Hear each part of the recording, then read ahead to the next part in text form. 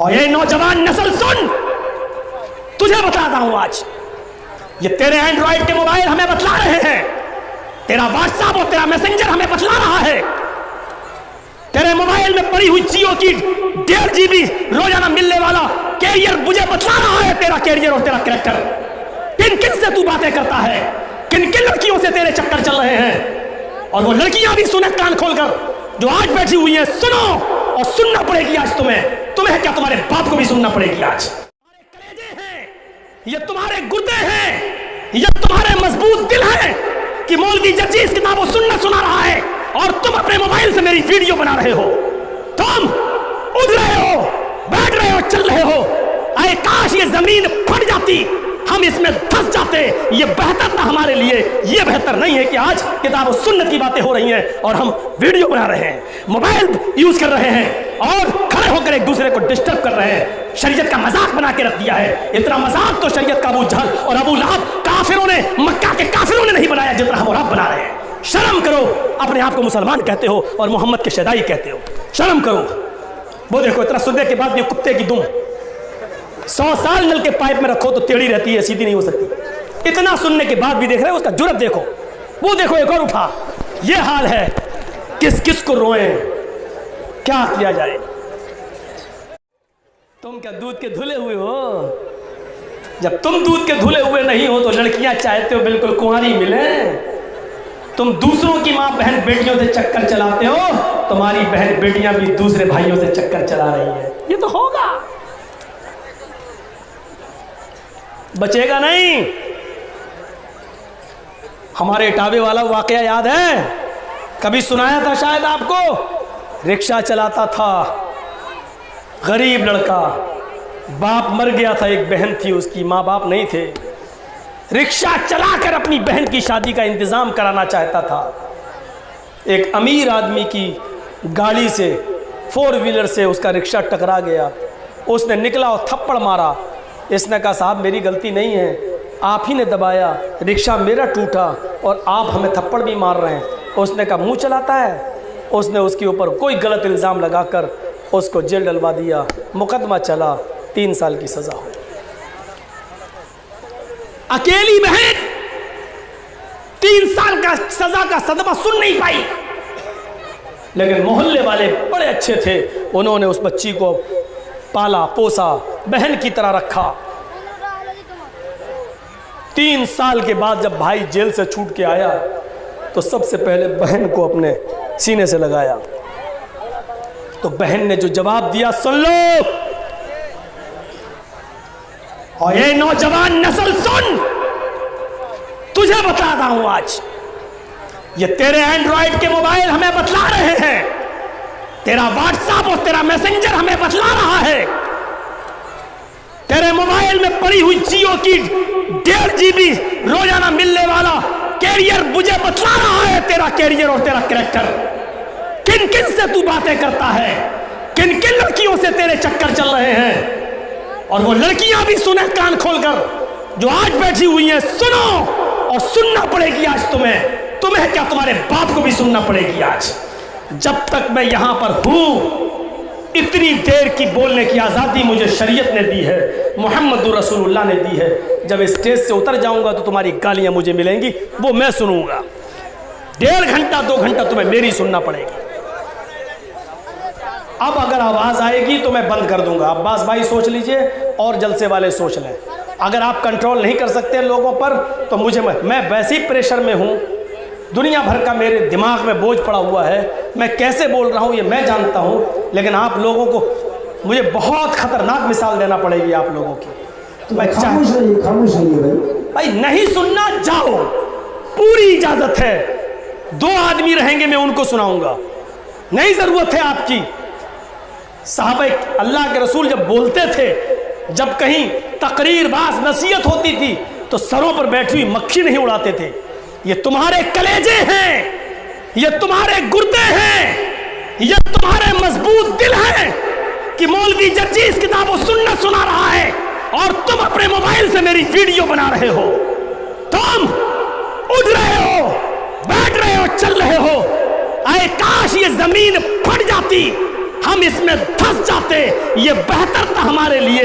ये बेहतर नहीं है कि आज किताब और सुन्नत की बातें हो रही हैं और हम वीडियो बना रहे हैं, मोबाइल यूज कर रहे हैं और खड़े होकर एक दूसरे को डिस्टर्ब कर रहे हैं। शरीयत का मजाक बना के रख दिया है। इतना मजाक तो शरीयत का अबू जहल और अबू लहब काफिरों ने, मक्का के काफिरों ने नहीं बनाया जितना हम और आप बना रहे हैं। शर्म करो, अपने आप को मुसलमान कहते हो और मोहम्मद के शदाई कहते हो, शर्म करो। वो देखो, इतना सुनने के बाद भी कुत्ते की दुम 100 साल नल के पाइप में रखो तो टेढ़ी रहती है, सीधी नहीं हो सकती। इतना सुनने के बाद भी देख रहे हो, उसका जुर्रत देखो। वो देखो, एक और उठा। ये हाल है, किस किस को रोएं, क्या किया जाए। अब दूसरा बिठा रहा, बैठ। ये देखिए, अल्लाह, इतना कम टाइम में जलसा किया तो ये हाल। कहीं 2 महीना पहले आपको टाइम दे दिया होता और अच्छा खासा पैमाने पे जलसा कराते तो हमें लगता कि सब हाल ही नहीं पाते। सुनिए, 3 साल के बाद जब भाई जेल से छूट कर आया, अपनी बहन को गले लगाया, पूछा बहन कोई परेशानी? का नहीं, मोहल्ले वाले थे, क्या परेशानी होगी? सब लोगों ने मुझे बहन की तरह, बेटी की तरह रखा है। हंस दिया भाई। लेकिन बहन ने एक जुमला कहा, नौजवानों सुनो। वो जुमला क्या था? बहन ने कहा, भाई मोहल्ले वालों ने मुझे अपनी बहन और बेटी का दर्जा दिया, वरना मैं आपको जेल से छुड़ाने के लिए कुछ और नियत कर चुकी थी। भाई ने कहा क्या? बहन ने कहा, अगर मोहल्ले वाले मुझे बहन और बेटी की नज़र से नहीं देखते तो मैंने ये सोचा था कि मैं अपने भाई को जेल से छुड़ाऊंगी, कुछ भी करूंगी और अपने भाई के जेल से छूटने तक आने का इंतज़ार करूंगी और जिंदा रहूंगी। मेरे भाई, आपकी बहन के पास और क्या था सिवाय उसका जिस्म? वो अपने जिस्म को बेचने के लिए तैयार हो रही थी। मेरे भाई, मैंने सोचा कि उस वक्त तक मैं अपने जिस्म को बेचूं जब तक कि मैं आपको जेल से छुड़ा ना लूं। महल्ले वालों ने मेरा साथ दिया, बहन और बेटी बनाया। जैसी भाई ने सुना कि मेरी बहन धंधे में उतरने वाली थी, उसने अपनी बहन का मुंह पकड़ के कहा, खामोश, एक जुमला आगे नहीं। दुनिया में अभी अब उसके जुमले सुनो उस भाई के। ऐसे भाई को मौलवी जर्जी सैल्यूट करता है, ऐसे भाई को मौलवी जर्जी सलाम करता है। उस भाई ने जो जुमले कहे वो जुमले ये थे, मेरी बहन, इस दुनिया में अभी तक वो लड़का पैदा नहीं हुआ जो मेरी बहन के ऊपर गलत नजर डाल सके। क्यों ये जुमले कहे? उस जुमले को सुनकर आप ताज्जुब करेंगे। बहन ने मुस्कुरा कर कहा, भाई अपनी बहन पर तुम्हें इतना भरोसा है? उसने कहा, बहन पर नहीं, अपने आप पर मुझे भरोसा है, कॉन्फिडेंस है, इसलिए मैं ये बात कह रहा हूँ। बहन ने कहा, अच्छा मेरे ऊपर भरोसा नहीं, अपने आप पर भरोसा? भाई ने कहा, मेरी बहन सुनना चाहती हूँ मुझे अपने ऊपर क्या कॉन्फिडेंस? और 3 साल मैंने बिल्कुल बेफिक्री के साथ जेल में कैसे काटे, तेरी तरफ से बेफिक्र होकर कैसे काटे। आज सुनाता हूँ तुझे, मैं ही तेरा बाप हूँ, मैं ही तेरा भाई हूँ। बाप के मरने के बाद मैंने ही तुझे पाला है। अब जुमले सुनो। मोबाइल चलाने वाली लड़कियां अगर सुन रही हैं तो गौर से सुने। व्हाट्सएप और फेसबुक चलाने वाली लड़कियां, कॉलेजों में पढ़ने वाली लड़कियां अगर सुन रही हैं तो गौर से सुने। मौलवी जर्जीज को बाद में गालियां दे लेना, तुम्हारी गालियों से मेरे ऊपर कोई फर्क नहीं पड़ता। हमें तो बड़े बड़े IBATS NIA वाले भी गालियां देते हैं, मेरी कमियां ढूंढ रहे हैं। मेरे भाइयों, जो बोल रहा वही अंदर जा रहा है। अल्लाह का फजल और करम है, मौलवी जर्जीज क्यों बचा हुआ ये मैं खुद सोच रहा हूँ। मैं कैसे बचा हुआ हूँ ये मुझे खुद ताज्जुब हो रहा है। मेरे भाइयों, ये अल्लाह का करम है और उसका फजल है। जब तक बचा हूँ, आप लोगों की दुआएं होंगी तो इंशाअल्लाह आगे भी बचा रहूंगा। सुनिए, उस भाई ने कहा, मेरी बहन तुझे मालूम है कि तेरा भाई क्या काम करता है? बहन ने कहा, रिक्शा चलाता है। मेरी बहन, तुमने बिल्कुल सही कहा, रिक्शा सुबह चलाता है, शाम तक रिक्शा चलाता है।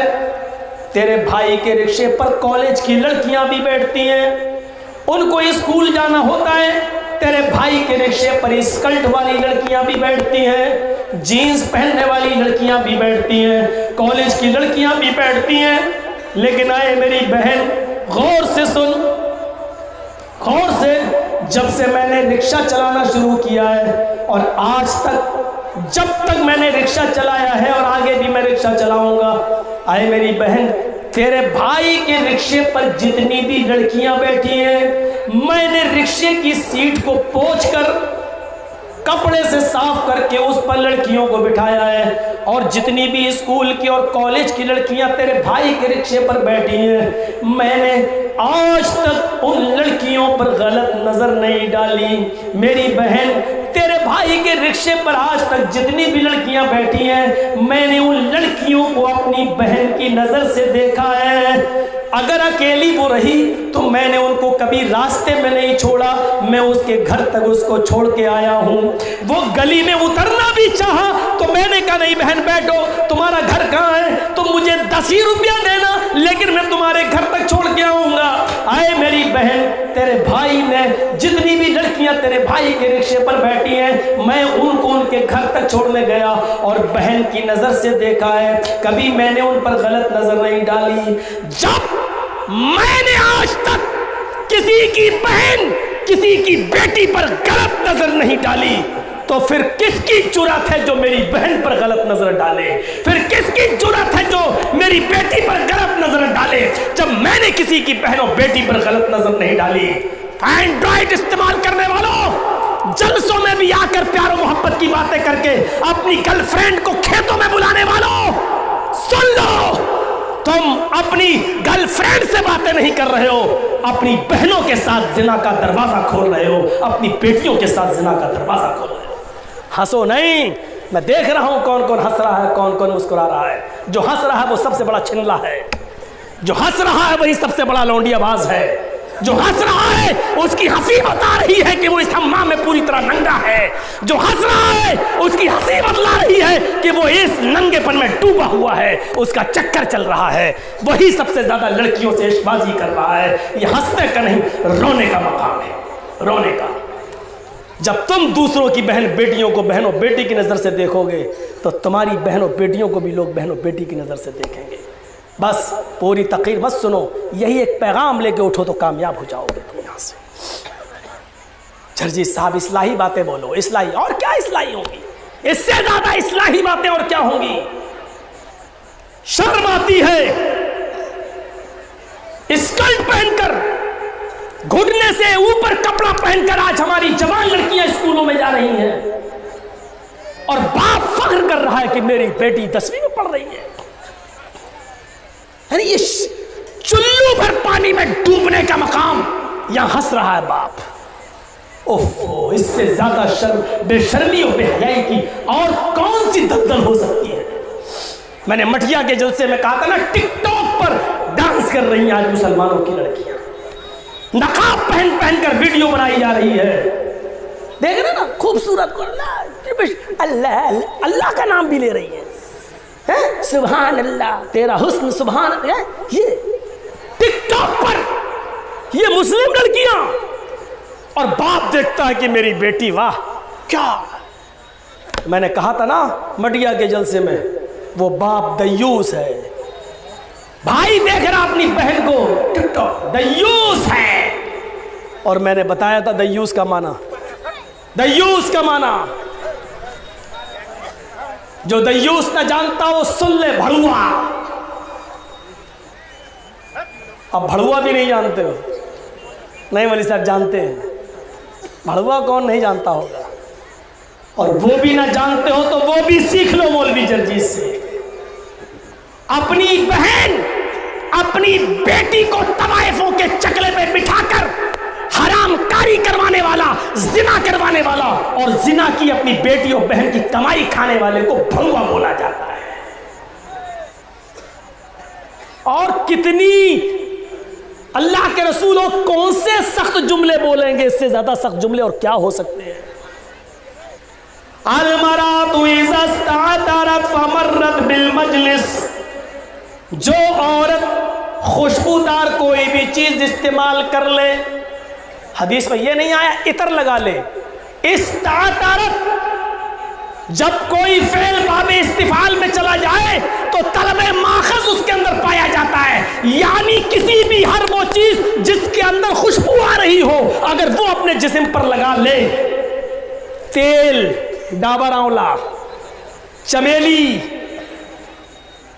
कोई भी खुशबूदार तेल, परफ्यूम, हर वो चीज जिसके अंदर खुशबू आती हो, जरूरी नहीं वो इतर हो, कोई भी चीज हो, अगर लड़की ने लगा ली Pond's, Fair and Lovely, cream, और लगाने के बाद जिससे भी खुशबू हासिल हो जाए वो लगा लिया, फमर्रत बिल मजलिस, और जहां पर लोग बैठे होते हैं वहां से निकल जाए, बस बैठे नहीं उनके पास, सिर्फ गुजर जाए, फमर्रत गुजर जाए, जहां आम लोगों का रास्ता हो, मर्दों का, वहां से गुजर जाए, जाहिर स्कूल जाएगी, जाहिर बाजार जाएगी, कोई भी चीज लगा ली और वो लोगों के सामने से गुजर गई, सिर्फ गुजर गई, बैठी नहीं, बोली नहीं, सलाम नहीं किया, कलाम नहीं किया, गुफ्तगू नहीं की, कुछ नहीं, सिर्फ गुजर गई।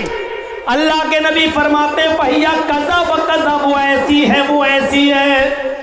फिर आप पर सब्र नहीं हुआ, फिर आपने बता भी दिया, नी अज़्ज़ानियत अज़्ज़ानियत अज़्ज़ानिया, वो बदचलन है, वो बदचलन है, वो बदचलन है।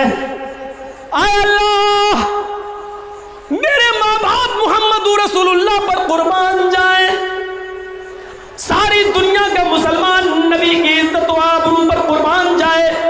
आय अल्लाह, अगर मेरा हबीब तेरा महबूब अगर एक ही बार कह देता, मोहम्मद रसूलुल्लाह की जबान से सिर्फ एक बार निकल जाता नी अज़्ज़ानियता, वो ज़ानिया है, वो बदचलन है, तो हमारे ईमान लाने के लिए काफी था, हमें मान लेने के लिए काफी था, हम मुसलमानों को उस पर यकीन कर लेने के लिए काफी था।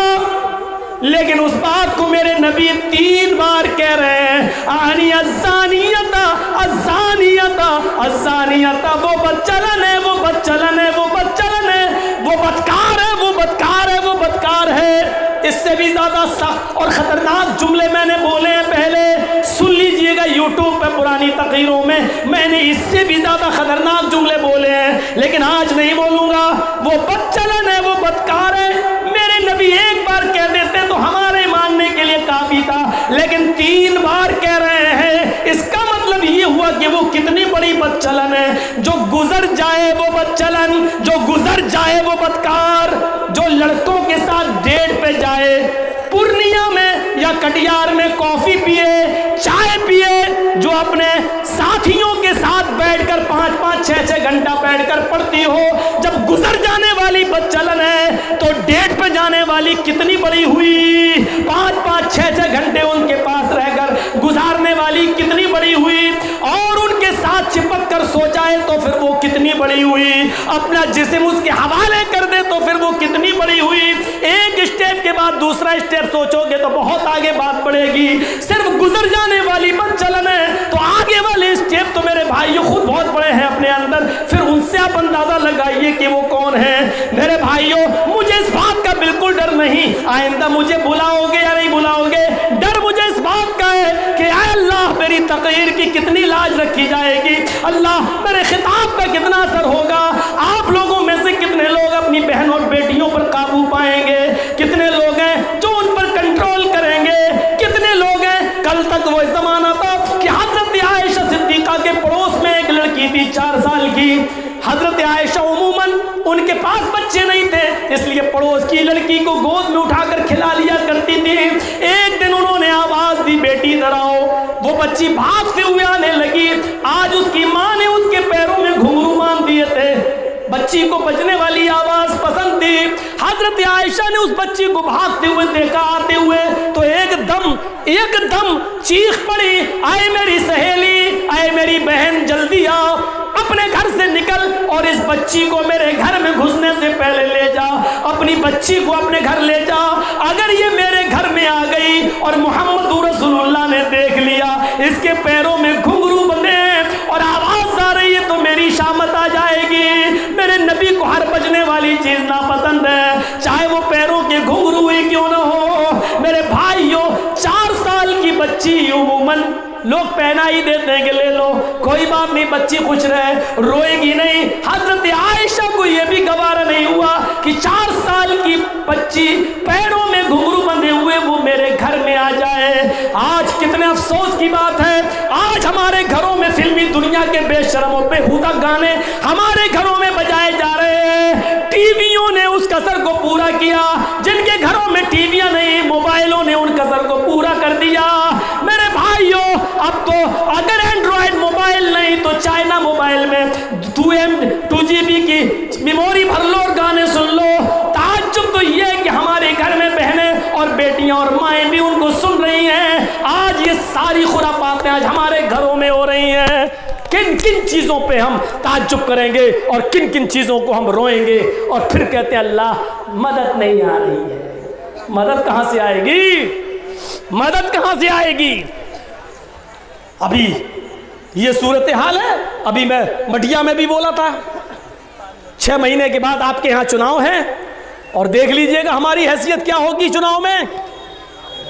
मैंने मटिया के जलसे में कहा था, एक अच्छी नस्ल की गाय या भैंस खरीदो तो कम से कम 20 से 25 हजार की मिलेगी। एक अच्छी नस्ल की बकरी खरीदो तो 15 से 20 हजार की मिलेगी। एक मीडियम किस्म का कुत्ता खरीदो, कुत्तों की कीमत सबसे ज्यादा 2 लाख, 3 लाख, 4 लाख। मीडियम क्वालिटी का कुत्ता खरीदो तो उसकी कीमत 10 से 15 हजार आपको कुत्ता मिलेगा। और हम मुसलमानों के ज़मीर को खरीदो तो सिर्फ उसकी कीमत 500 रुपए, 1000 रुपए। 6 महीने के बाद आपके पास दलाल आएंगे, दलाल, हिजड़े आएंगे, हिजड़े। हाई कमान से ऊपर से 3 लाख, 4 लाख, 5 लाख रुपए लेके आएंगे। मैं वोट डलवाऊंगा तुम्हें और आपको 500 रुपए में खरीदेंगे, आप 500 रुपए में बिकेंगे। आपके साथ मजबूरी यह है कि 500 रुपए में आपकी बीवी की दवा आ जाएगी।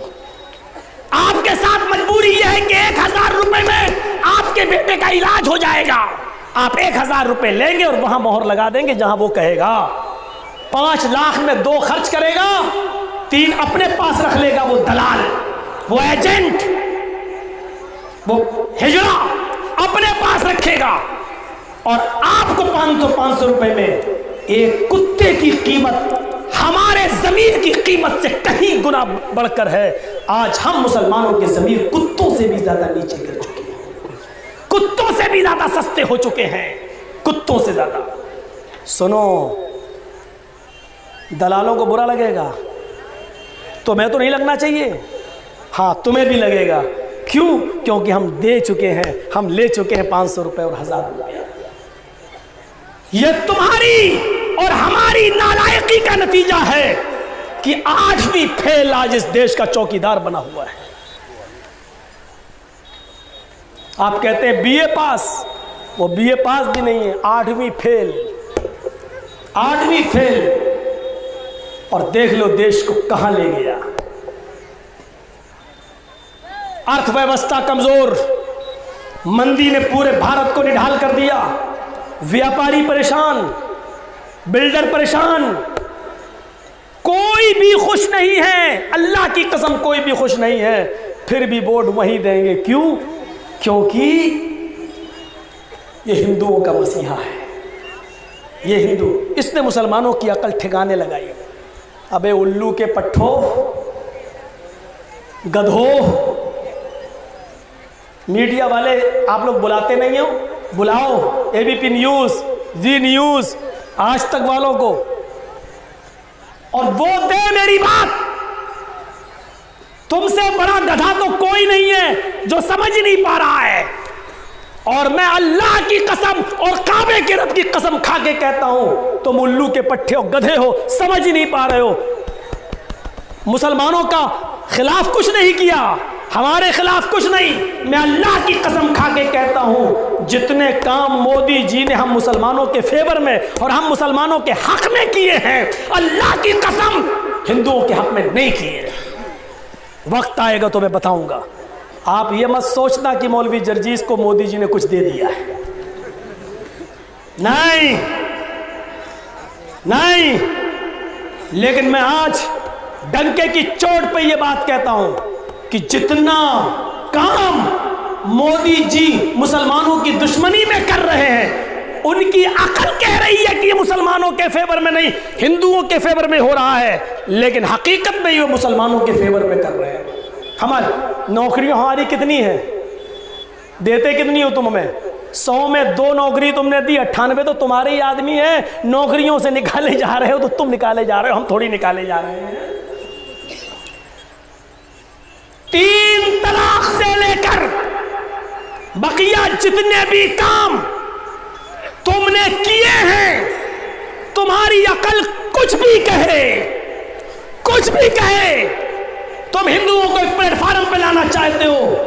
जिस दिन इस हिंदू को यह पता चलेगा कि ये सारे काम मुसलमानों के फेवर में है, मुसलमानों के हक में है, जितने चाहा था तुम्हें और जितनी ऊपर उड़ान उड़ रहे हो तुम, अल्लाह की कसम इतनी तेज गिरोगे जमीन पर कि तुम्हारी हड्डी का भी सुरमा बन जाएगा, पता नहीं चलेगा। मिटे नामियों के निशान कैसे कैसे। हम तुम्हें खुश नहीं करना चाहते, इसलिए मैं बताना भी नहीं चाहता कि तुमने क्या क्या किया हमारे हक में, क्योंकि ये चैनल वाले सब अभी कल यूट्यूब पे डाल देंगे और ये बात ऊपर तक पहुंच जाएगी और कल से जो काम कर रहा है वो भी खत्म कर देगा हमारे। हम बताना नहीं चाहते हैं, कभी फुर्सत से सुन लेना, बड़ी दर्द भरी है दास्तां हमारी, हमसे पूछो।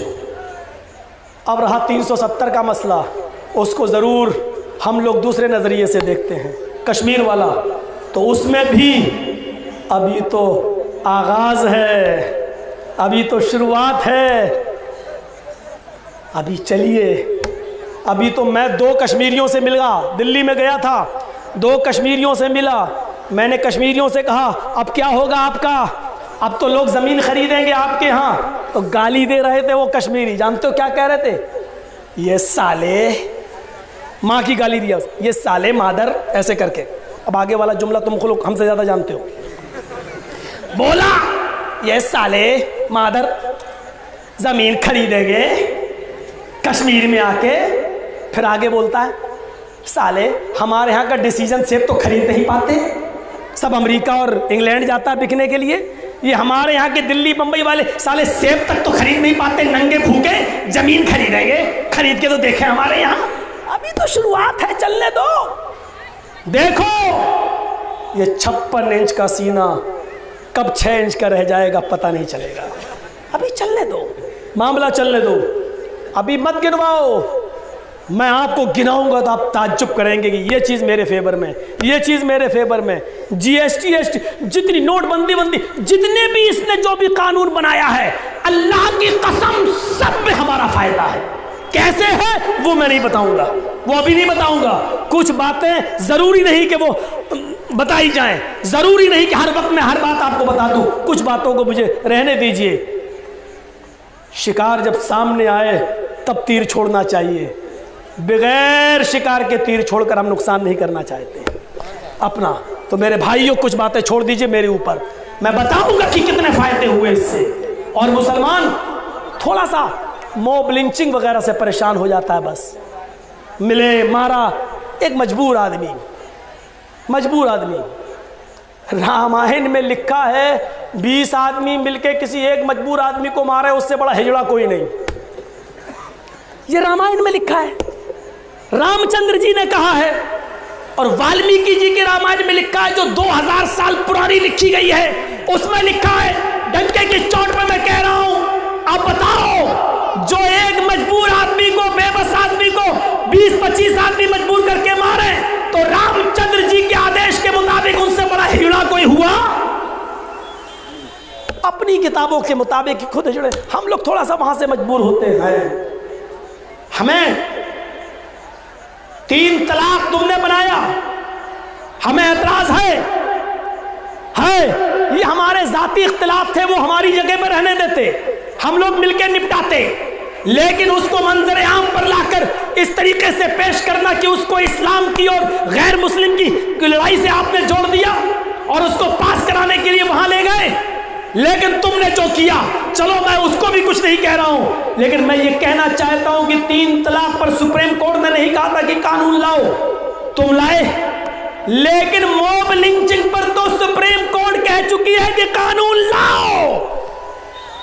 क्यों सांप सूंघा हुआ है? 56 इंच का सीना कहां चला गया? क्यों कानून नहीं लाया जाता?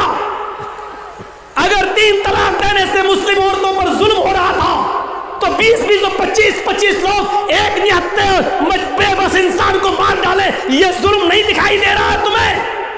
लेकिन जो खुद इस फैक्ट्री का मोजिद हो, जो खुद इस फैक्ट्री का मोजिद हो, जिसने खुद इस फैक्ट्री में आग के अंगारे आग लगाई हो, वो आदमी बेचारा दर्द को क्या समझेगा? जिसकी खुद कोई औलाद ना हो, किसी के बेटे का दर्द क्या समझेगा? यूपी में चीफ मिनिस्टर होता था राम प्रकाश गुप्ता, गुजरा। उसके ज़माने में ये हुआ कि कोई मस्जिद नहीं बनाने देंगे उत्तर प्रदेश में। बहुत सी बातें बनी और उसमें एक कॉन्फ्रेंस हुई लखनऊ के असेंबली के पास। उसमें हिंदू, मुस्लिम, सिख, ईसाई सभी आए। मुसलमानों की तरफ से 10 मौलाना भी बुलाए गए। उन 10 मौलवियों में मेरा भी नाम शामिल था। वो तकरीर यूट्यूब पे पड़ी होगी। मेरे भाइयों, बहुत सी बातें कही गई, लेकिन उसमें भी मुझे सबसे बाद में टाइम मिला था। इसलिए सबसे बाद में टाइम मिलने का एक फ़ायदा मुझे ये हुआ कि पहले मैंने सबकी सुनी, अब हमें जवाब देने में आसानी हो गई। उसमें चीफ मिनिस्टर थे राम प्रकाश गुप्ता।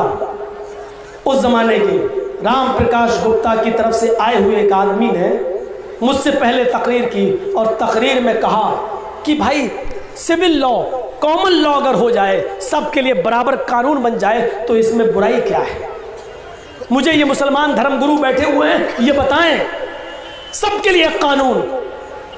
मैंने फौरन उनको टोका भी था। मैंने कहा मिसाल पेश करिए, क्या है कॉमन लॉ का मतलब? कहने लगे जैसे सबको एक बीवी, वो दूसरी नहीं करे शादी, 2 बच्चे, तीसरा बच्चा जिसका भी होगा उसको सजा दी जाए। मैंने झट से खड़े होकर कहा कि मुझे मंजूर है। हालांकि दूसरे मौलवी कहने लगे क्या क्या? मैंने कहा चुप बैठो, संभाल लूंगा मैं। बनाए तो पहले, फिर माइक पकड़ा, एक तरफ वो एक तरफ मैं, अब डिबेट चली। सुनिए, उसने कहा जर्जी साहब सिर्फ आप ही बोल रहे हैं और आपका कोई मौलाना उसका साथ नहीं दे रहा है। मैंने कहा इनके हाथ पर मैं जोड़ लूंगा, सबको मैं बना लूंगा, लेकिन सबके लिए आप कानून बनाओ। बोले क्या मतलब? सबके लिए बनेगा? एक बीवी होगी सबकी, दूसरी नहीं रखेगा? हमने कहा ठीक है, जब सबके लिए एक बीवी का कानून बनाओगे तो जिसके पास एक भी बीवी ना हो उसके लिए क्या कानून बनाओगे? क्या मतलब? मैंने कहा जब ये कानून बन जाएगा कि सबको एक बीवी रखने का अधिकार है, 2 नहीं रखेगा, 2 वाले को सजा, तो जब 2 वाले को आप सजा दे रहे हैं तो एक बीवी का कानून बनने के बाद जो एक भी ना करे वो कहेगा हम करते ही नहीं, हम नहीं करेंगे, हमने संन्यास ले लिया, तो उसके लिए भी कोई सजा है कि नहीं? तो क्या कहता है चीफ मिनिस्टर का पीए? अरे साहब वो नहीं कर रहा, उसकी मर्जी, आपके बाप का क्या जा रहा है? उसने जुमला ये इस्तेमाल कर दिया लखनऊ में सबके सामने। पब्लिक ने शोर किया, है बाप तक मत जाओ। मैंने कहा रुको, बैठो आप, अच्छा किया बाप तक गए, रुको आप बैठो, हमारी इनसे बात हो रही है, आप बैठो। पब्लिक को बिठाया। मैंने कहा सुनिए, आपने कहा कि एक बीवी बनने वाला कानून सबके लिए होना चाहिए, मैंने मंजूर है, लेकिन जो एक बीवी का कानून बन जाए उसके बाद जो दूसरी करे उसको सजा आप देना चाहे दीजिए, जो तीसरी शादी करे जो सजा देना चाहो दे दो, 7 साल 10 साल 20 साल उम्र कैद बनाओ, लेकिन एक बीवी का कानून बनने के बाद जो एक भी ना रखे उसको भी उम्र कैद की सजा दो।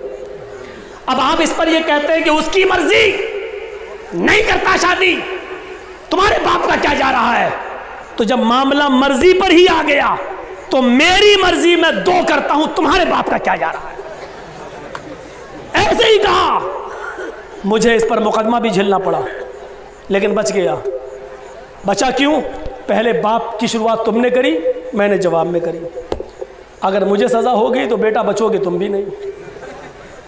मैंने कहा जब बात मर्जी पर टिकी है तो मर्जी पर तुम्हारी मर्जी तुम एक भी नहीं करते, हमारी मर्जी हम दो करते। जब बात फिर मर्जी पे आ गई, फिर कानून कहां रह गया? कानून आप बनाइए तो सबके लिए बनाइए। क्या आप कहना क्या चाहते हैं? उस वक्त अटल बिहारी जी जिंदा थे। मैंने कहा मसलन अटल बिहारी जी जिंदा हैं, उनकी एक भी शादी नहीं हुई, उनके लिए क्या सजा है? बोलिए। हमने कहा कॉमन लॉ का दूसरा पॉइंट आपने छेड़ा, 2 से ज्यादा बच्चे नहीं होना चाहिए, बनाओ कानून। 2 से ज्यादा बच्चे पैदा हो, जिसका तीसरा हो 5 साल की सजा, चौथा हो 7 साल की सजा, 5वां हो 10 साल की सजा, बनाओ कानून। मैंने कहा और जिसका एक भी ना हो उसको? जब 2 बच्चों की आप कानून बना रहे हैं तो जिसका एक भी ना हो, चलो एक भी की शादी करने के बाद भी उसको बच्चा नहीं हो रहा, उसका क्या करोगे? अरे साहब हो ही नहीं रहा तो अनाथ आश्रम से लाके उसकी झोली में भरो, चलो पाले। 2 बच्चों का बाप उसको भी बनाओ। नहीं हो रहा, कुदरती चीज है, नहीं हो रहा तो अनाथ आश्रम से लेके डालो, उसको भी दो, क्योंकि कानून सबके लिए बराबर है। अब माथा पकड़ के कहता है तुम लोग बनने ही नहीं दोगे कानून, बनने ही नहीं दोगे। और सारे मौलवी उठे, उन्होंने मुझे गले लगाया। अरे वाह क्या जवाब दिया, क्या जवाब दिया। मैंने कहा ये लातों की भूत बातों से नहीं भागेंगे, ये ऐसे ही भागेंगे, इस भाषा में समझेंगे ये लोग, इस भाषा में समझेंगे। मेरे भाइयों, हम तो लड़ाई लड़ते हैं, तुम्हें यही सब सुनना पसंद है, मुकदमे हम झेलते हैं, कोई बात नहीं, लेकिन कम से कम सुनो तो अदब के दायरे में सुनो। हम तो अपना कलेजा फाड़ रहे हैं, तुम शोर कर रहे हैं, तो आप भी इस्लाम को जिंदा करो। ये सारी लड़ाइयां हम इस्लाम के लिए ले रहे हैं, और इस्लाम जब हमारे ही घर में रुस्वा होता है तो तकलीफ भी होती है, तकलीफ भी होती है। हमारे यहाँ जब इस्लाम हमारे हाथों से रुस्वा होता है तो मेरे भाई हमें रुस्वाई भी होती है। अब आइए एक और मंत्र की तरफ चलते हैं। वो मंत्र मुझे बड़ा प्यारा है, उस मंत्र को मैंने बहुत सी बार पढ़ा, शायद आपने ना सुना हो तो फिर भी अपने ईमान को ताज़ा कीजिए। उस मंत्र की रोशनी में अच्छी बात जो भी मिल रही है ले लेना चाहिए। ओवाच भूपर्ति प्रेमणा माया मद विशारद तब देवो महाराज मम दसत्तुमा गीता मर्मोच्छिष्ट समंजिहाति तदा तत्पश्य भोदिप इति श्रुत्वा तदा दृष्टा परम विस्मय मागिता चतुर्विभ्रात्र विदेव कृष्यामि क्लेच्छियम भवन्तो पादुव देवासु आशीनौ दृश्यथा शरम शुरुधारी सदूषका उच्चलापि लिंगच्छेदीन सर्वभक्षो मतो मम्मा मुस्लिनेओ संस्कारा। श्री भविष्य पुराण परति सर्ग पर खंड 3 अध्याय 3 मंत्र नंबर 25, 26, 27, 28, 29, 30 6 मंत्र मैंने पढ़े हैं। पूरे मंत्र का तर्जमा और खुलासा न करते हुए सिर्फ इतना कि हिंदू धर्म की किताब मोहम्मद रसूलुल्लाह के बारे में इससे ज्यादा स्पष्ट, इससे ज्यादा खुलकर, इससे ज्यादा वाज़ेह कोई भविष्यवाणी हो ही नहीं सकती, हो ही नहीं सकती। अंतिम ऋषि जब इस धरती पर आएगा तो प्रथम कार्य चंद्रमा के चांद के 2 टुकड़े करेगा, ये उसका चमत्कार होगा। चांद के 2 टुकड़े करने वाला अंतिम ऋषि होगा। भारत में राजा भोज ने जब चांद के 2 टुकड़े देखे, भारत में राजा भोज ने जब चांद के 2 टुकड़े देखे तो वो सीधे अयोध्या मक्के की सरजमीन पर गया और मोहम्मद साहब की शरण में जाकर ईमान ले आया।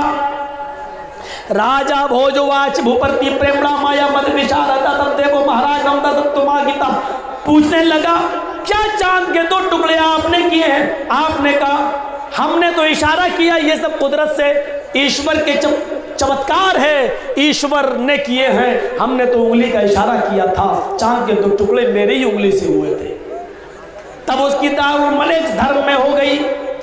पहली पहचान कि वो चांद के 2 टुकड़े करेगा। शर्म शुरूधारी, लंबी दाढ़ी रखाएंगे। अंतिम ऋषि के मानने वाले इस दुनिया में लंबी दाढ़ी रखेंगे और दाढ़ी में गांठ नहीं लगाएंगे, दाढ़ी में गांठ नहीं लगाएंगे। हिंदू भाई ऐसे कर लेते हैं ना, लंबी दाढ़ी, बाल पूरे सुखा लेते हैं, ऐसा लगता है जैसे नारियल का गुच्छा, खुश्क कर लेते हैं, तो लंबी दाढ़ी रखेंगे मोहम्मद साहब के मानने वाले, और दाढ़ी में गांठ नहीं लगाएंगे। सदूशका, अगर सर के पूरे बाल छिलाएंगे तो टिक्की नहीं रखेंगे, चोटी। हिंदू लोग पूरे बाल छिलाते हैं तो यहाँ वो रख लेते हैं ना टिक्की। क्यों रखते हैं मालूम है आपको? कहते हैं शंकर जी की टिक्की से गंगा जमुना निकली है, शंकर जी की जटा से गंगा जमुना। अच्छा, ये किसी हद तक थोड़ा सा तालमेल है। उनकी जटा से गंगा जमुना निकली, हमारे यहाँ इब्राहीम अलैहिस्सलाम की बीवी हाजरा मीना में अपने शीरख्वार बच्चे के साथ थी, और उनके शौहर इब्राहिम छोड़ के चले गए थे। वो दुआ मांग रही थी, अय अल्लाह कुछ खाना पानी का इंतज़ाम कर। तो इस्माईल अलैहिस्सलाम जहाँ पर लेटे थे उनके पैरों के पास जिब्राईल अलैहिस्सलाम ने अपना पर मारा। एक हदीस में आता है अपनी एड़ी मारी। दोनों हदीसें सही हैं, दोनों बुखारी के अंदर हैं। अब अल्लाह आलम, एक पर एक एड़ी, बहरहाल पर हो या एड़ी, यहाँ एड़ी, और जहाँ इस्माईल अलैहिस्सलाम एड़ी रगड़ रहे हैं वहीं पर जमजम चालू हो गया, पानी चश्मा। उधर शंकर जी की चोटी से जटा से गंगा जमुना, यहाँ पैर की एड़ी या पर जिब्राइल का, उससे जमजम। तो किसी हद तक मिल रहा है। शर्म शुरूधारी, लंबी दाढ़ी रखेंगे, गांठ नहीं लगाएंगे। सदूशका, चोटी नहीं रखेंगे, जटा नहीं रखेंगे, टिक्की नहीं रखेंगे। उच्चलापी, मंदिरों में घंटा नहीं बजाएंगे। उच्चलापी, जबान से बुलाएंगे, उच्च ऊंची, आलाप पुकारना, ऊंचा पुकारेंगे, जबान से पुकारेंगे। मंदिरों में कोई नहीं पुकारता, जानते हो क्या कर रहे? घंटा बज रहा है। ऊंचा कहाँ पुकारा जाता है? मस्जिदों में, अल्लाहु अकबर अल्लाहु अकबर। तो इसका तर्जमा मैं यूं कर सकता हूं, उच्चलापी, ऊंचे स्वर में आलाप करने वाले, अर्थात अजान देने वाले होंगे। उनके साथी तीन, याद रखना कितनी भविष्यवाणियां बताई गई। पहली, लंबी दाढ़ी रखेंगे। दूसरी, दाढ़ी में गांठ नहीं लगाएंगे। तीसरी, सर के बाल छिलेंगे तो पूरे छिलेंगे। चौथी, चोटी नहीं रखेंगे। अब पांचवी चीज, आजान देंगे ऊंचे स्वर में, घंटा नहीं बजाएंगे, आजान देंगे। पांचवी चीज हो गई। और छठी चीज बहुत खास, लिंगच्छेदीन, सब खतना कराने वाले होंगे, सब खतना।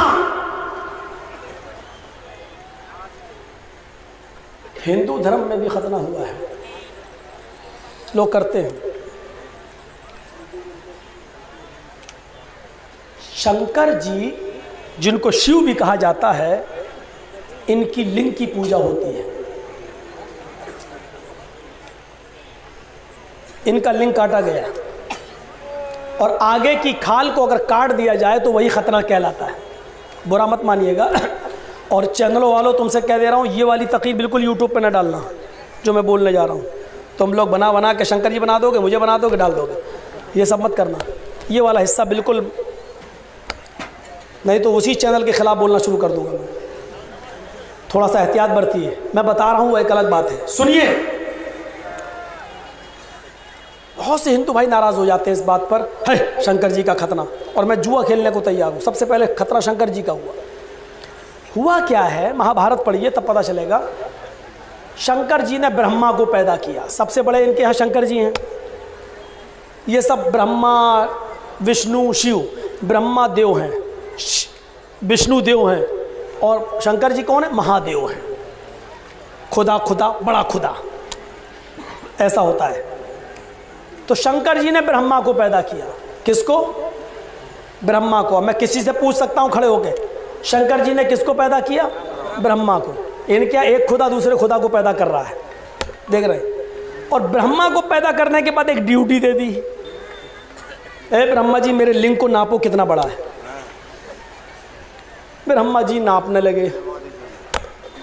अब सुनो जो सुनने की बात है। ब्रह्मा जी नापते चले गए, खत्म होने ही में नहीं आ रहा है। और कितना नापा मालूम? 50,000 साल तक नापते चले गए। अब सोचो, जिसका लिंग इतना लंबा हो उसके घर में बच्चा पैदा नहीं हो रहा है। शंकर जी की पत्नी का नाम है पार्वती, वो एक बच्चा पैदा नहीं कर पाए। भगवान है लेकिन बच्चा पैदा नहीं। वो तो पार्वती जी नहा रही थी, उन्होंने अपने बदन के मैल कुचैल से एक बेटा बनाया और उसका नाम रख दिया गणेश। पैदा नहीं किया, पेट से पैदा नहीं हुए, बदन नहा रही, मैल निकल रहा, उसी से बना दिया और गणेश नाम रख दिया और उसी को खड़ा कर दिया। दरवाजे पे खड़े हो जाओ, किसी को अंदर मत आने देना। शंकर ही अंदर आने लगे, उनके बाप। वो कहने लगा नहीं जाने दूंगा अंदर। बोला तू कौन? कहने लगा मैं गणेश हूँ, पार्वती का बेटा। शंकर जी कहते भाग, पार्वती मेरी पत्नी है, मेरा तो कोई बेटा नहीं, तेरा बेटा। गणेश कहता नहीं, आज ही तो बनाया। शंकर जी ने कहा वाह भगवान, मैं हूँ बेटा वो बना रही है, वाह। बेटे ने कहा कुछ भी हो मैं जाने नहीं दूंगा। तलवार निकाली, मेरा घर मुझे को मना कर रहा, नहीं जाने दूंगा, मेरे माँ का आदेश है, नहीं जाने दूंगा। शंकर जी को आया गुस्सा, मारी तलवार, वो गई गर्दन कट के उधर गणेश जी की। अंदर घुस गए, खून में सनी हुई तलवार पार्वती ने देखी। ये क्या किया तुमने? मेरा बेटा मार डाला। तुम्हारा बेटा था? हाँ। अरे तुमने पहले क्यों नहीं बताया? कोई मोबाइल का जमाना थोड़ी था कि फोन करके बता दो। अब मेरे बेटे को जिंदा करो, मैं कुछ नहीं जानता, मैं कुछ नहीं जानती। अब गर्दन नहीं मिल रही है, भगवान है लेकिन गर्दन नहीं मिल रही है। पूरी दुनिया ढूंढ डाली, गर्दन पता नहीं कहाँ चली गई। कहने लगे पार्वती जी गर्दन तो कहीं नहीं मिल रही, मैं कुछ नहीं जानती हूँ, मेरा बेटा जिंदा करो नहीं तो छोड़ के चली जाऊंगी। पार्वती जी जिद कर रही हैं। शंकर जी कहते हैं वो हाथी आ रहा, हथनी, क्या उसका सूंड काट के लगा दूं, चलेगा? बोले कुछ भी करो लेकिन मेरे बेटे को जिंदा करो।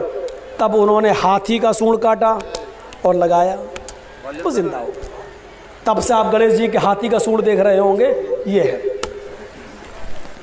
इधर शंकर ने गणेश की गर्दन पर छुरी तलवार चलाई, हमारे यहाँ इब्राहिम अलैहिस्सलाम ने इस्माइल की गर्दन पर छुरी चलाई। कहीं तो कुछ है, धूल जम गई उसी को हटा रहा हूं मैं। इधर शंकर ने अपने बेटे को जिंदा रखने के लिए हाथी काटा, उधर अल्लाह ने इस्माइल को बचाया तो आसमान से दुम्बा भेजा, दुम्बा कट गया। उधर दुम्बा कट रहा है, इधर हाथी कट रहा है। इधर शंकर छुरी चला रहे हैं तलवार, इधर इब्राहिम, इधर गणेश है, उधर इस्माइल, इधर पार्वती है, उधर हाजरा। कुछ तो है, मिलो, बैठो है हिंदू पंडितों, आओ मिल बैठकर साफ साफ रास्ता निकालें, आओ धूल हटाएं। तुम गंदे हो सकते हो, हम भी गंदे हो सकते हैं, आओ बैठे, साबुन है उस साबुन से साफ कर लेते हैं, उस गंदगी को हटा लेते हैं, आओ परख के देखें। कौन कहता है हम तुम में जुदाई होगी, कौन कहता है हम तुम में जुदाई होगी, ये हवाई तो किसी दुश्मन ने उड़ाई होगी। हिंदू भाइयों, तुम्हारी धार्मिक किताबें, हमारी धार्मिक किताबें बहुत एकता है, बहुत ज्यादा मसावत दिखला रही हैं, बस थोड़ी देर बैठने की और समझने की जरूरत है। कुरान बाद में आया है, ये आदि ग्रंथ है, ये बाद में नाजिल हुए हैं। बाद वाली आने वाली किताब पहले वाली की हकीकत बताएगी। ये आपके यहाँ पर भी उसूल है, ये आपके यहाँ पर भी ज़ाब्ता है, ये आपके यहाँ पर भी कायदा बताया गया है। आओ कुरान की कसौटी पर रखते हैं, जो चीज़ सिद्ध हो जाए उसको मान लो। ऐसी कोई बायोलॉजी मानती नहीं है। हाथी का सर इतना बड़ा, गणेश जी का इतना बड़ा, फिट बैठ कैसे गया? बायोलॉजी नहीं मानती है, लेकिन अब चमत्कार है तो मान लिया, क्या किया जाए। तो शंकर जी ने कहा ब्रह्मा जी से नापो, नापते चले गए। कितने साल तक नापा? 50,000 साल तक नापते, खत्म नहीं हुआ। अब ब्रह्मा जी को गुस्सा आ गया, कौन सी ड्यूटी दे दी, 50,000 से नाप रहा हूं साल से। गुस्सा आया, वहीं पकड़ लिया गया। तो 50,000 साल तक जो नापा वो तो उनके साथ रह गया, और आगे जो बचा गुस्से में उसी को मुंह में रख लिया ब्रह्मा जी ने, हाँ, और दांत से काट दिया, ये काट के ऊपर से फेंक दिया, फू। अब उसको नीचे गिरने में 50,000 साल लगे। और नीचे जब वो टुकड़ा गिरा, कटी हुई आगे की खाल जब नीचे गिरी तो एक पंडित के घर में गिरी। पंडित बोला ओ शिवाय नमः। उस दिन से शिवलिंग की पूजा शुरू हो गई। वो शिवलिंग जो आया है, अच्छा किसी हिंदू से पूछो लिंग की पूजा क्यों करते हो, देखो क्या जवाब देगा। भाई शंकर जी की पूजा करो, शिवलिंग यानी शंकर जी का लिंग। तो लिंग तो जिस्म के साथ होता है भाई, हर इंसान की शर्मगाह उसके जिस्म के साथ है, तो लिंग तो इधर है, शंकर जी कहाँ है? और अगर शंकर जी के साथ है तो शंकर जी की पूजा करो, लिंग की पूजा क्यों कर रहे हो? जवाब क्या मिलेगा? कटा था। जब कटा था तो वही तो खतना हुआ। और सुनो, शंकर जी के खतने को ब्रह्मा ने किया, यानी दांत से काट दिया। हिंदू धर्म में सबसे पहला खतना शंकर जी का। इस्लाम की तारीख में सबसे पहला खतना हजरत इब्राहिम अलैहिस्सलाम का। गौर करो, इब्राहिम अलैहिस्सलाम का खतना सबसे पहले। इब्राहिम, यहां शंकर, यहां गणेश, यहां इस्माइल, यहां पार्वती, यहां हाजरा, इधर शिवलिंग, उधर भी खतना। ओफो, इतनी बड़ी मुमासिलत और इतना बड़ा मुआजना करने के बाद ऐसी सच्चाई सामने आई। सोचिए, अब सुनिए, वाज शमसुधारी सदूषका उच्चलापी लिंग अच्छे दीन। सब के सब खतना कराने वाले होंगे, मोहम्मद के साथी सब के सब, अंतिम ऋषि के साथी सब खतना कराने वाले होंगे। और आखिरी बात, सारो भक्चो मतो मम, सारो भक्चो मतो मम, मोहम्मद के साथी सब कुछ खाएंगे,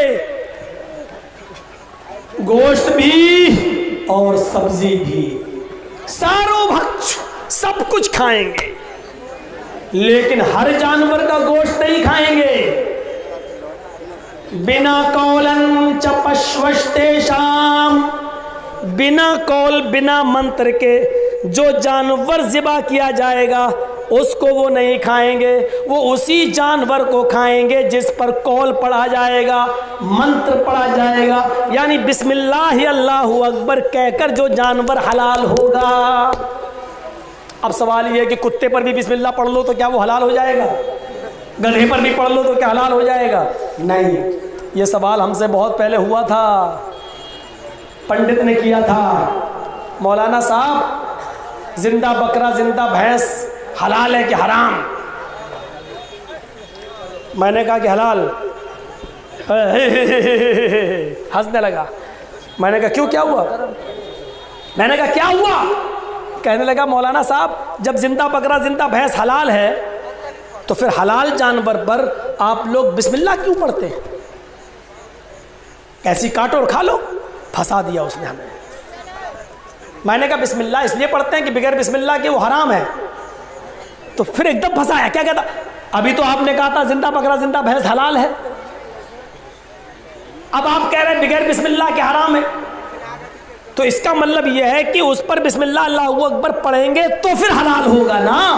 हमने कहा हाँ। इससे पहले क्या था? मैंने कहा यार ये तो और फंसा लिया, ये तो बड़ा लग रहा पढ़ा लिखा। लेकिन मेरी खोपड़ी ने काम किया। मैंने कहा हाँ ये कहाँ ला रहा है। मैंने कहा अच्छा चलो। अब मैं आया, मैंने कहा हाँ पंडित जी अब बोलो। मेरी खोपड़ी काम कर गई। जिंदा बकरा जिंदा भैंस क्या हुआ? मैंने उसको समझाने के लिए मैंने कहा हराम है। हाँ तब भी फंसोगे मौलाना। मैंने कहा फंसाओ। जिंदा बकरा जिंदा भैंस हराम है? मैंने कहा हाँ। फिर हलाल कैसे हुआ? मैंने कहा उसको लिटाया, बिस्मिल्लाह अल्लाहु अकबर कहा, हलाल हो गया। इस मंत्र में इतनी ताकत होती है? वो तो कलमा कह रहा था। इस कलमे में बिस्मिल्लाह में इतनी ताकत? मैंने कहा हाँ बहुत ताकत है। इससे हराम जानवर हलाल हो जाता है? देखिए कहाँ ला रहा है। मैं भी कहता चला। मैंने कहा हाँ हो जाता है। हराम जानवर हलाल? हमने कहा हाँ हो जाता है। तो फिर मौलाना साहब गधा कुत्ता और उसको नाम लिया था उसने सूअर। हिंदू है, लेगा सूअर, ये भी तो हराम है, तो फिर इस पर भी बिस्मिल्लाह पढ़ लो, ये भी हलाल हो जाएंगे। अभी आपने कहा हराम जानवर बिस्मिल्लाह पढ़ने से हलाल हो जाता है, तो गधा कुत्ता सूअर पर भी, वो तो सूअर सूअर बार बार कह रहा था, हम होते तो खिंजीर इंजीर कुछ कहते, अब वो सूअर सूअर कह रहा तो कहना पड़ रहा। अच्छा, मैंने कहा पंडित जी बात तो आपकी सही है, लेकिन मेरी कुछ सुनोगे? कहता क्या? अब सारे हिंदू लोग वहां जितने बैठे थे बड़े खुश थे कि मौलवी फंस गया। मैंने कहा पंडित जी ये आपकी कौन है? ये बगल में बैठी हुई हैं, ये मेरी धर्म पत्नी है। मैंने कहा सिर्फ पत्नी कह देते तो काम नहीं चलता, धर्म लगाना जरूरी था क्या? अरे मौलाना साहब, धर्म पत्नी का मतलब धर्म के हिसाब से शादी हुई है, 7 फेरे लगे। मैंने कहा पंडित जी बहुत अच्छी बात। पंडित जी बुरा तो नहीं मानोगे? कहने लगा क्यों मानेंगे, आप जब मेरी बात का बुरा नहीं मान रहे तो मैं क्यों मानूं? मैंने कहा मुझे तो लगता है कि आप इसे भगा भगा के लाए हैं, ये आपकी पत्नी वत्नी नहीं लग रही। राम राम राम राम, क्या बोलता, चुप चुप बोल। मैंने क्या हुआ पंडित जी गुस्सा? अरे पत्नी है मेरी, मैं भगा के लाऊंगा, अपनी भाभी के बारे में ऐसा बोलते हो? मैंने कहा भाभी जी सॉरी माफ करना, आप बुरा मत मानना, इनको समझाना था इसलिए बोला। बोली आप लोगों के बीच में मैं क्यों बोलूंगी, बोलो। मैंने कहा पंडित जी मंत्र कुछ पढ़े गए होंगे ना, तभी तो आपकी पत्नी बनी है। कहाँ मंत्र पढ़े गए थे? मैंने कहा ओम भूर्भुवः स्वाहा, ओम मंगलम स्वाहा, ओम देवस्य स्वाहा, ओम कुरु कुरु स्वाहा, ये सब पढ़ा गया हुआ है? चेहरा देख रहा मेरे, कहता हाँ ये सब पढ़ा गया था। 7 फेरे लगे थे। हाँ, हमने कहा ये मंत्र पढ़ने से पहले आप अपनी पत्नी के साथ उठ सकते थे, बैठ सकते थे, खा सकते थे, घूम सकते थे, सो सकते थे, लेट है नहीं। हमने कहा इन मंत्रों के पढ़ने से पहले आपकी पत्नी आपके ऊपर हलाल थी कि हराम? ये हलाल हराम मैं आपके लिए बोल रहा हूं, मैंने उधर बोला था शुद्ध थी या अशुद्ध। आपके ऊपर क्या थी? है, मंत्र पढ़ने से पहले कोई शुद्ध कैसे हो जाएगी? मैं तो कभी नहीं, मैंने तो देखा भी नहीं था। मंत्र पढ़ा तब हलाल हो गई, शुद्ध हो गई। मैंने कहा ओफो, मंत्र से पहले हराम थी? कहाँ, मंत्र पढ़ा तो हलाल हो गई। हाँ, हमने कहा आपके मंत्र में बड़ी ताकत है, हराम औरत पे पढ़ो तो हलाल हो जाती है। हाँ, मैंने कहा आपकी माँ बहन बेटी पर भी अगर ये मंत्र पढ़े जाएंगे तो क्या माँ बहन बेटी भी हलाल हो जाएंगे? चुप चुप चुप बोल, राम राम राम राम राम, माँ बहन बेटी कैसे हलाल हो जाएगी? मैंने कहा भाई आप ये मंत्र पढ़ रहे हैं, बड़ी ताकत है मंत्र में, अगर माँ बहन बेटी पे पढ़ा जाए तो हलाल नहीं होगी। अरे पागल है। मैंने कहा अच्छा 1000 बार पढ़ लूँ ये मंत्र तो 1,00,000 बार भी पढ़े, 1 करोड़ बार भी पढ़ेगा तब भी वो हराम रहेगी। मैंने कहा पंडित जी समझ गए ना मसला, क्यों कुछ और बताना पड़ेगा? मैंने कहा कि इन मंत्रों से हर औरत हलाल नहीं होती है, वही औरत हलाल हो सकती है जो हलाल होने के लायक है, जिनकी लिस्ट रामचंद्र जी ने बता दी, कृष्ण जी ने बता दी कि ये मंत्र से ये औरतें हलाल हो जाएंगी, माँ बहन बेटी हलाल नहीं होगी। ऐसे ही हमारे यहाँ बिस्मिल्लाह अल्लाहु अकबर से मुहम्मदुर रसूलुल्लाह ने एक लिस्ट बता दी, बकरा है, भैंस है, ये है वो, ये जानवर हलाल हो जाएंगे, गधा कुत्ता सूअर हलाल नहीं होगा। समझे पंडित जी? अंडरस्टैंड? समझ में आया आपके बात? ऐसे महाराज बड़े बड़े मौलवियों से पूछा, हम जानकारी चाहते थे। अब वो भाभी बोली पंडित जी की पंडितायन बहुत पूछ चलाते हैं, सबसे बोलते हैं चल बैठी उसके ऊपर। अब वो पंडित जो है उसकी घरवाली बेचारी रास्ते भर पूरी सब्जी खिलाती हुई लाई हमें। है आप तो भगवान है। हमने पंडित जी को कोई मानते ही नहीं था किसी की, आपकी बात मान लिया, आपकी बात मान लिया। फिर दूसरी बातें चली तो सर्वभक्षो मतो मम, हिंदू धर्म की किताब में कहा सब कुछ खाओ, जो भी हिंदू आपसे कहे कि मीट सब बराबर, गाय भैंस का खा लेते हो, गधे का भी खाओ, कुत्ते का भी खाओ, आप उससे एक ही सवाल करिएगा बस, पेशाब सब बराबर, गाय का पी लेते हो, कुतिया का पी के दिखाओ, सुअर का पी के दिखाओ, जाओ देखो क्या जवाब देता है। ऐसी तिलमिलाएगा, भागेगा वो, है। और हिंदू भाई तो मुकदमा वैसे ही हार गए यहां पर, इस स्टेज पर। जितने जानवर मुसलमान खाते हैं उतने ही जानवरों का हिंदू दूध भी पीता है। और एक बात बता तू, जो जानवर मुसलमान नहीं खाता हिंदू उसका दूध भी नहीं पीता। भाई हमारे यहाँ जो जानवर हलाल है हम उसका दूध भी हलाल समझ के पीते हैं, जो जानवर हराम है उसका गोश्त भी हराम, दूध भी हराम। हिंदू धर्म में तो जब सारे जानवर हराम है तो दूध कैसे हलाल हो गया? पहली बात। दूसरी बात, उन्हीं जानवरों का दूध तुम क्यों पीते हो जो हम खाते हैं? मसलन मुसलमानों में भैंस हलाल है, हम उसका दूध पीते हैं।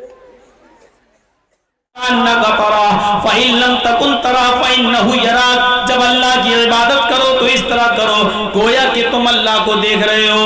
और अगर ये तसव्वुर न कर सको तो ये समझ लो, ये तसव्वुर अपने अंदर पैदा जरूर कर लो कि हम नहीं देख रहे लेकिन वो हमें जरूर देख रहा है। जब तुम ये तसव्वुर करोगे कि अल्लाह हमें देख रहा है तो यकीनन उस नमाज को अच्छी तरीके से खुशू और खुजू के साथ पढ़ने की कोशिश करोगे। तो एक लिस्ट यहाँ बयान कर दी गई है। क़द अफ़लहल मुमिनून अल्लज़ीना हुम फ़ी सलातिहिम ख़ाशिऊन, वो मुसलमान वो मोमिन कामयाब हो गए जो अपनी नमाजों में खुशू और खुजू बरतते हैं। वल्लज़ीना हुम अनिल लग़्वी मुअरिज़ून, और जो लग़वियात से, झूठ से, गीबत से, चुगली से, बदतमीजी से, हसद से, कीने से, बुग़्ज़ से, इनाद से, दुश्मनी, एक दूसरे के खिलाफ शरीयत रचने से, जो पाक साफ रहते हैं, जो लघु कामों से दूर रहते हैं, बेहुदा चीजों से, बेहुदा कामों से दूर रहते हैं, वो मोमिन भी कामयाब हो गए हैं। वल्लज़ीना हुम लिज़्ज़काति फ़ाइलून, जो अपने माल की पूरी पूरी ज़कात अदा करते हैं, अपने माल की पूरी पूरी ज़कात देते हैं, एक पैसा भी उसमें कमी नहीं करते हैं, गरीबों का हक अदा करते हैं, पूरी पूरी माल की ज़कात देते हैं, ये मोमिन भी कामयाब हो गए हैं। वल्लज़ीना हुम लिफ़ुरूजिहिम हाफ़िज़ून, और जो अपनी शर्मगाहों की हिफाजत करते हैं, शर्मगाह की हिफाजत करते हैं। इसके दो माना हैं, एक तो ये कि अपनी शर्मगाह को अपनी बीवी और लौंडी के अलावा कहीं इस्तेमाल ना किया जाए, और एक शर्मगाह की हिफाजत का माना यह है कि इतने बारीक और टाइट कपड़े ना पहने जाएं कि जिससे जिस्म नुमाया हो, नजर आ जाए। वल्लज़ीना हुम लिफ़ुरूजिहिम हाफ़िज़ून इल्ला अला अज़वाजिहिम अव मा मलकत अयमानुहुम फ़इन्नहुम गैरु मलूमीन फमन इब्तगा वराअ ज़ालिका फ़उलाइका हुमुल आदून। बीवी को छोड़कर, बीवी के अलावा, लौंडी के अलावा अगर कोई शख्स अपनी शर्मगाह को कहीं और इस्तेमाल कर रहा है तो ये हद से आगे बढ़ा हुआ है, सरकश है, नाफरमान है। और फिर लिस्ट अभी जारी है। वल्लज़ीना हुम लिअमानातिहिम, अमानतों में पासो लिहाज, अमानतों का ख्याल रखते हैं, अमानतों में खयानत नहीं करते। अमानत सिर्फ माल की नहीं होती है। आपने हमारे पास 1000 रुपया रखा, साहब 15 दिन के बाद मैं आऊँगा, हमें दे देना, और हमने 15 दिन के बाद आपका 1000 रुपया आपको लौटा दिया, बस ये है अमानत। लेकिन सिर्फ अमानत पैसों की और मालो दौलत ही की नहीं होती है। अगर आपके पास कोई शख्स आया और कोई किसी काम का मशवरा मांग रहा है तो मशवरा भी देना, और अच्छा मशवरा देना भी अमानतदारी है। अल मुस्तशार मुअ्तमिनुन, मशवरा देने वाले को अमानतदार होना चाहिए, अमानतदार। किसी के बारे में भी अगर आप मशवरा दे रहे हैं किसी को तो अमानतदारी के साथ, बहुत पासो लिहाज रखना है अमानतदारी का। वो अहदिहिम, और अपने अहदो पैमान को, अपने वादे को पूरा करते हैं, जबान के पक्के रहते हैं। हजरत अब्दुल्ला इब्ने उमर के इंतकाल का वक्त करीब आया तो मरजुल मौत में कह रहे हैं कि फला नौजवान को बुलाओ, फला नौजवान को बुलाओ। लोगों ने बताया कि वो काफी दूर रहता है, वहां तक जाने में 2-3 दिन लग जाएंगे, वहां से आने में 2-3 दिन लग जाएंगे, 1 हफ्ता पूरा चला जाएगा, पता नहीं 1 हफ्ते के अंदर अंदर आप सही होते हैं या अल्लाह को प्यारे हो जाएंगे। तो अब्दुल्ला इब्ने उमर ने वसीयत की, लोगों मैंने उस नौजवान से वादा किया था मैंने उस नौजवान से वादा किया था जब मेरी बेटी जवान हो जाएगी, मेरी बेटी बालिग हो जाएगी, तो मैं अपनी बेटी का निकाह तुम्हारे साथ कर दूंगा। मेरी बेटी बालिग हो चुकी है, मैं अपनी बेटी का निकाह उस नौजवान से करना चाहता हूं। मुझे अभी तक वो जबान याद है जो मैंने उस नौजवान को दी थी, मुझे अपना वादा याद है जो मैंने उस नौजवान से किया था। अरे लोगों, जाओ उसको लेकर आओ। अगर 4-5-6 दिन में वो आ जाता है, अगर तुम उसको लाए और मेरे सामने पेश कर दिया, अगर मेरी जिंदगी में वो नौजवान आ गया तो मैं अपनी बेटी का निकाह उसके साथ खुद करूंगा। और अगर वो नौजवान मेरी जिंदगी में नहीं आ पाया, उसको यहाँ आने से पहले ही अगर मेरा इंतकाल हो जाए तो तुम सब गवाह रहना, मैंने इजाजत दे दी है। मेरी बेटी का निकाह उस नौजवान के साथ कर देना, क्योंकि मैंने उसको जबान दी थी, मैंने उससे वादा किया था। यहाँ तो जिस लड़के के साथ रिश्ता लगा है उससे भी अच्छा कोई लड़का अगर मिल गया तो इतने ऐब लगाकर इस लड़के को छोड़ दिया जाएगा कि वो कहेगा भैया तुम्हें निकाह ना करना था मत करते, कम से कम इल्जाम तो मत लगाते इतना ज्यादा मेरे ऊपर। ये हाल होता है। याद रखना, मोमिन की पहचान ये है कि वो अपनी जबान पर पक्का रहता है। वल्लज़ीना हुम लिअमानातिहिम व अहदिहिम राऊन। लिस्ट गिनते जाइए, गिनते जाइए। जो नमाज के पाबंद रहते हैं, खुशू खुजू बरतते हैं, लग़वियात से दूर रहते हैं, ज़कात की पाबंदी से अदायगी करते हैं, शर्मगाह की हिफाजत करते हैं, अमानतों का ख्याल रखते हैं और वादे पर कायम रहते हैं, अहदो पैमान जो पूरा अहदो पैमान पर पूरा उतरते हैं। इसके बाद एक चीज और, वल्लज़ीना हुम अला सलातिहिम युहाफ़िज़ून, और जो अपनी नमाजों की हिफाजत करते हैं। ये लिस्ट में ये चीज भी शामिल है, नमाजों की हिफाजत। एक तो ये हुआ कि कोई मैच आ रहा है, चलो देख लें बाद में पढ़ लेंगे। जोहर निकल गई, 3 बजे मैच खत्म हुआ, अब पढ़ रहे हैं जोहर, जानबूझ के टाइम निकाला आपने।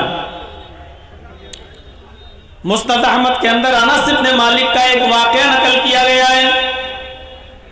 उमर इब्न अब्दुल अजीज के जमाने में हजरत अनस इब्न मालिक जब उमर इब्न अब्दुल अजीज का दौर आया तो अनस इब्न मालिक कभी कभी उनके पीछे नमाज पढ़ लिया करते थे और कभी पहले मस्जिद में नमाज पढ़कर निकल जाया करते थे और उनके पीछे नमाज नहीं पढ़ते थे, जबकि अमीर की इताअत करना जरूरी होता है। लेकिन हजरत अनस कभी पहले नमाज पढ़ लेते थे और कभी उनके साथ पढ़ते थे। लोगों ने शिकायत की, खलीफा उमर इब्न अब्दुल अजीज, अनस पर नजर डालो, अनस इब्न मालिक पर। कभी कभी वो आपके पीछे नमाज पढ़ते हैं और कभी पहले पढ़ के निकल जाते हैं। मुझे डर लगता है कहीं एक फितना खड़ा ना कर दें, जमात के अंदर इंतशार पैदा ना कर दें, ये इख्तिलाफ की एक दीवार ना उठा दें। उमर इब्न अब्दुल अजीज ने हजरत अनस को बुलाया और हजरत अनस को बुलाने के बाद उनसे पूछा, कभी मैं तुम्हें मस्जिद में अपने पीछे नमाज पढ़ते हुए देखता हूं और कभी देखता हूं कि तुम मुझसे पहले भी नमाज पढ़ के निकल जाते हो, कभी कभी तुम मेरे पीछे नमाज नहीं पढ़ते हो, तुम्हारे दिल में क्या वो मैं जानना चाहता हूं। आखिर पहले नमाज पढ़ने का क्या मकसद है जब नमाज होना ही होती है, और मुझे नमाज पढ़ना है तो मेरे पीछे ना पढ़ के तुम पहले नमाज पढ़ के क्यों निकल जाते हो। तो अनस इब्न मालिक ने जो जवाब दिया उसको गौर से सुनिए। मुस्नद अहमद की जिल्द 6 के अंदर ये आज तक लिखा हुआ है। हजरत अनस इब्न मालिक जवाब देते हैं, खलीफतुल मोमिनीन, आए खलीफतुल मुस्लिमीन, अमीरुल मोमिनीन, आपने बिल्कुल सच फरमाया। कभी मैं आपके पीछे नमाज पढ़ लेता हूँ, कभी आपके नमाज पढ़ने से पहले मैं खुद नमाज पढ़ के निकल जाता हूँ, और ऐसा इसलिए करता हूँ आए अमीरुल मोमिनीन, मेरी आंखें, मेरी निगाहें जनाबे मोहम्मद रसूलुल्लाह के नमाज के औकात को पहचानती हैं। मेरी आंखों ने मोहम्मद रसूलुल्लाह के नमाज के टाइम टेबल को जानती हैं। मेरी आंखें पहचानती हैं कि आप ज़ुहर कब पढ़ते थे, असर कब पढ़ते थे, मगरिब कब पढ़ते थे, इशा कब पढ़ते थे, फजर कब पढ़ते थे। मेरी आंखें जनाबे मोहम्मद रसूलुल्लाह की ज़ुहर, असर, मगरिब, इशा, फजर इन नमाजों के औकात को पहचानती हैं। जब आप ज़ुहर और असर, मगरिब और इशा या फजर उस वक्त पढ़ते हैं जब जनाब मोहम्मद रसूलुल्लाह पढ़ा करते थे तो यकीनन मैं आपके पीछे नमाज पढ़ता हूँ, उस वक्त मैं आपके पीछे नमाज पढ़ता हूँ। लेकिन जब आप नमाज के अव्वल वक्त को छोड़ देते हैं और ज़ोहर असर में देर से आते हैं, जब देर से नमाज पढ़ाते हैं तो मैं अव्वल वक्त में जो टाइम जनाब मोहम्मद रसूलुल्लाह का था, मैं उस वक्त में ज़ोहर असर मगरिब इशा नमाज पढ़कर मैं निकल जाता हूँ, फिर मैं आपके पीछे नमाज नहीं पढ़ता, इसलिए कि मेरी आंखें जनाब मोहम्मद रसूलुल्लाह के नमाज के औकात को, टाइम टेबल को पहचानती हैं। यह है नमाज की मुहाफिजत, यह है मुदावमत सलात, इसको कहते हैं अपनी नमाजों की हिफाजत। 3 बजे पढ़ ली, असर की नमाज 4:30 बजे पढ़ रहे हैं, मगरिब की नमाज मगरिब और इशा के बीच में पढ़ रहे हैं। क्या कर रहे हैं? सब कैरम बोर्ड खेल रहा था, थोड़ा सा बाकी था, सोचा पूरा खेल लूं उसके बाद में जाऊंगा नमाज पढ़। बेटा बैठ जाओ, यहीं बैठ जाओ, पेशाब लग रहा हो तो यहीं कर लेना, कोई बात नहीं, दिक्कत नहीं, बैठ जाओ, सामने मत खड़े होइए। वल्लज़ीना हुम लिअमानातिहिम व अहदिहिम राऊन वल्लज़ीना हुम अला सलातिहिम युहाफ़िज़ून। एक लिस्ट बताने के बाद फिर क्या कह रहा अल्लाह? उलाइका हुमुल वारिसून अल्लज़ीना यरिसूनल फिरदौस हुम फ़ीहा खालिदून। यही वो लोग हैं जो वारिस हैं, उलाइका हुमुल वारिसून, यही लोग मालिक हैं, यही लोग वारिस हैं। किसके वारिस हैं? अल्लज़ीना यरिसूनल फिरदौस, जन्नतुल फिरदौस के वारिस हैं। यानी ये काम करने वाले कहाँ जाएंगे? जन्नतुल फिरदौस में, हुम फीहा खालिदून, फिर वहां से कभी नहीं निकाले जाएंगे, हमेशा जन्नत के अंदर रहेंगे। ये है वो रास्ते जिस रास्तों पर चलने के लिए हमें इस दुनिया में भेजा गया है। इन रास्तों पे चलिए और उस मकाम को पा जाइए जिस मकाम से आपके बाप आदम को और आपकी माँ हव्वा को निकाला गया है। दुनिया में इन्हीं रास्तों पे चलाने के लिए अल्लाह ताला ने हमें इस दुनिया में भेजा है, ताकि खोया हुआ मकाम हम दोबारा पा जाएं। 18,000 का 20,000 का एंड्रॉयड मोबाइल लेकर उल्टी सीधी चीजें देखकर जहन्नम तो खरीद रहे हैं, यानी जहन्नम, और वो भी पैसा दे देकर हम जा रहे हैं, पैसा खर्च भी कर रहे हैं जहन्नम में जाने के लिए, लेकिन जन्नत बिना पैसों के मिल रही है, लेकिन हम उस जन्नत की तरफ नहीं लपकते।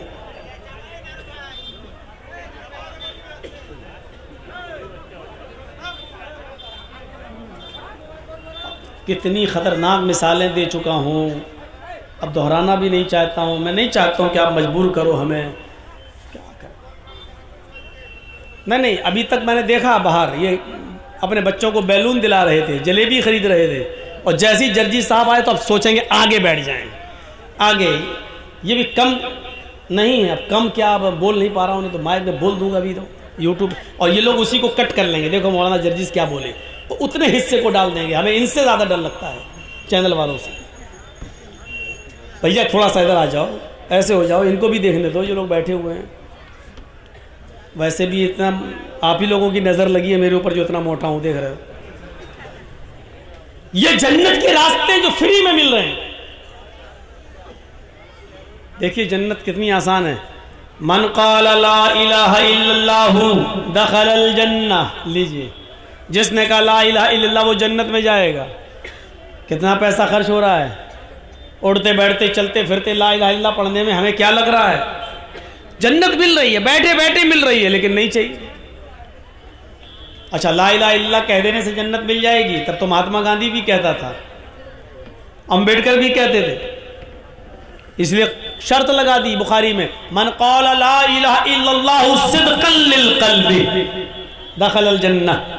जिसने ला इलाहा इल्लल्लाह का सिद्क़, दिल से, दिल की गहराई से, सच्चे दिल से, ला इलाहा इल्लल्लाह का माना क्या? अल्लाह के अलावा कोई माबूद नहीं। जिसने दिल से माना कि अल्लाह के अलावा कोई माबूद नहीं, और दिल से इस बात की गवाही दी, और दिल से जो गवाही देगा वो कभी पलटेगा नहीं, हमेशा अल्लाह ही की इबादत करेगा। तौहीद का मामला कोई किराना मर्चेंट की दुकान नहीं है, नेता लोगों की दुकान नहीं है। मुसलमानों के स्टेज पे आए तो टोपी लगा ली, मंदिर में पहुंच गए तो टीका लगा लिया। ये तौहीद है, तौहीद। यहां आपको सिर्फ एक अल्लाह ही के सामने अपना सर झुकाना पड़ेगा। सिद्क दिल से जिसने कहा ला इलाहा इल्लल्लाह, अल्लाह के अलावा कोई माबूद नहीं, वो जन्नत में जाएगा।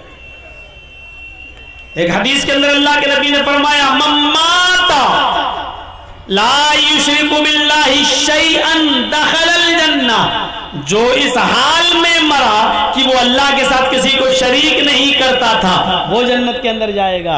यानी मरते दम तक वो किसी गैर के पास आस्ताने पे नहीं जाता था। मस्जिद में आया तो कहा इय्याका नअबुदु व इय्याका नस्तईन, अल्लाह तेरी ही इबादत करते हैं और तुझसे ही मदद तलब करते हैं। अभी मस्जिद में कहा उसने, घर पे गया तो बीवी बोली 4 साल शादी को हो गए, अभी तक बच्चा नहीं हो रहा, देखो हमारी पड़ोसन फला बाबा के पास गई थी, देखो बच्चा हो गया। चलो मस्जिद में जा जाके थक गए हो, अब एक बार अरे हमारी पड़ोसन जिस बाबा के पास गई थी उसी के पास हम भी चलते हैं। और गया बाबा के पास, बाबा तेरे दर पे आया हूं तो झोला झोली भर के जाऊंगा वरना मर के जाऊंगा।